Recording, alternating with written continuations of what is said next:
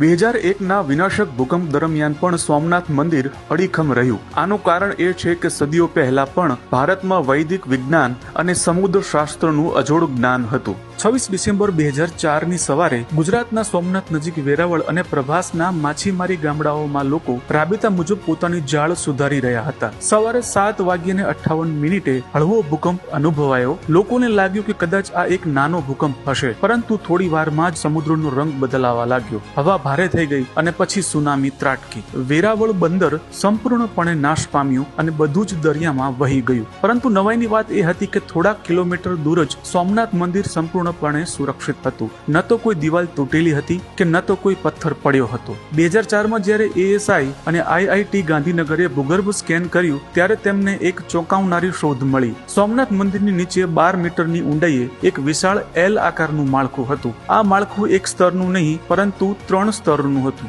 2.5 metre, 5 metre અને 7.3 metre. પરંતુ આ ભોંયરું કે ઓરડો નહોતો, તે સંપૂર્ણપણે કંઈક બીજું જ હતું. સર્વેક્ષણમાં જાણવા મળ્યું કે આ સમગ્ર પાયો દરિયાઈ મોજાઓને તોડવા, તેમની ઉર્જાને વિખેરવા અને મંદિરને સ્થિર રાખવા માટે બનાવવામાં આવ્યો હતો. સર્વેક્ષણમાં જાણવા મળ્યું કે પાયામાં પથ્થરો હોય છે જે એકબીજાને પકડી રાખે છે. જ્યારે મોજાનું દબાણ આવે છે ત્યારે તે તૂટતા નથી પરંતુ તેને ફેલાવે છે. આધુનિક કોન્ક્રીટથી વિપરીત ચૂનો, છીપ અને ગોળ ભેળવવાની આ પ્રાચીન ભારતીય તકનીક મીઠાના પાણી સાથે વધુ મજબૂત બને છે. એટલું જ નહીં, એવું બહાર આવ્યું કે પાણી બહાર કાઢવા માટે ભૂગર્ભ ગટરો છે, જેના કારણે મોજાનું પાણી અહીં અટકતું નથી અને ધીમે ધીમે નીચે વહે છે. સોમનાથ મંદિરને ધ્રુજારીથી બચાવતા પાણીની અંદર શોક ઓબ્ઝર્વર સ્તંભો પણ છે.